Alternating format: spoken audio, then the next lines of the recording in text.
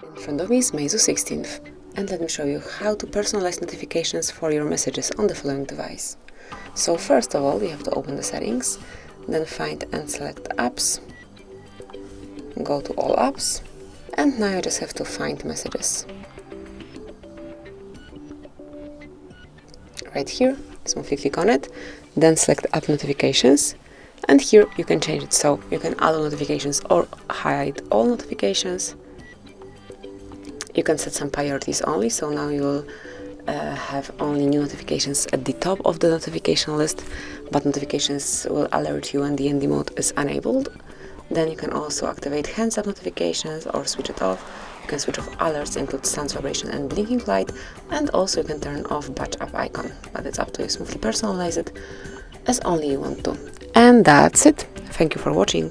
Please subscribe our channel and leave the thumbs up.